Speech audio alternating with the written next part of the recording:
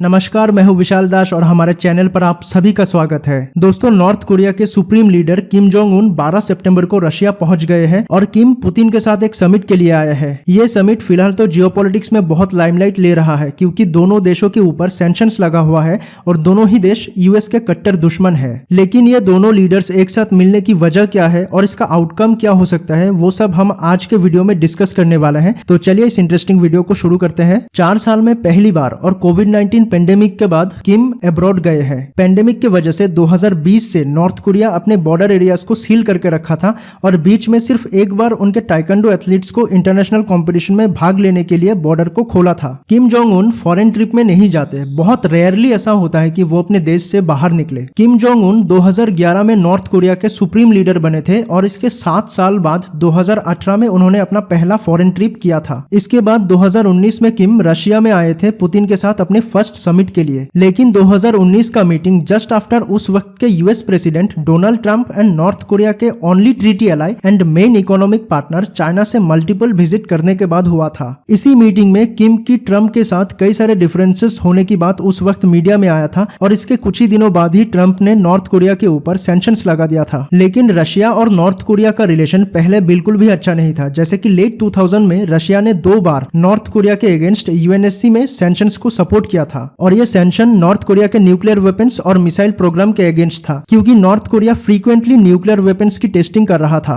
लेकिन इस मीटिंग से दोनों देशों के रिलेशंस अच्छा हो सकता है और इसी वजह से सभी वेस्टर्न कंट्रीज इस मीटिंग पे अपना नजर गड़ाए बैठे हैं। इस मीटिंग में दोनों देश एक दूसरे के सपोर्ट करने के लिए आए हैं। रशिया नॉर्थ कोरिया की मिसाइल्स को खरीदना चाहता है for its ongoing invasion of Ukraine. 2 महीने पहले Russian defence minister Sergey Shoigu north Korea के कैपिटल पियोंगयांग गए थे किम के साथ मिसाइल डील के बारे में चर्चा करने के लिए और तब रशियन डिफेंस मिनिस्टर किम को रशिया विजिट करने के लिए इनवाइट किया था, ऐसा यूएस ऑफिशियल्स का कहना है। साउथ कोरिया के किम टायू जो कि फॉर्मर हेड रह चुके हैं सियोल्स कोरिया इंस्टीट्यूट के, उनका कहना है कि फिलहाल रशिया को ज्यादा से ज्यादा हथियार चाहिए और इसी वजह से Russian defence minister North Korea गए थे। Shoigu first Russian defence minister है जिन्होंने नॉर्थ कोरिया विजिट किया है since the disintegration of the Soviet Union in 1991। लेकिन अगर रशिया नॉर्थ कोरिया से हथियार खरीदता है तब यह यूएन रेजोल्यूशन का वायलेशन होगा। इस रेजोल्यूशन के अनुसार कोई भी देश नॉर्थ कोरिया के साथ किसी भी तरह की आर्म्स डील नहीं कर सकता। लेकिन इंटरेस्टिंगली इस रेजोल्यूशन को जब यूएन में लाया गया था तब रशिया ने इसको सपोर्ट किया था। अब वेस्टर्न कंट्रीज इसको लेके क्या रिएक्शन देते हैं वो तो देखने लायक होगा।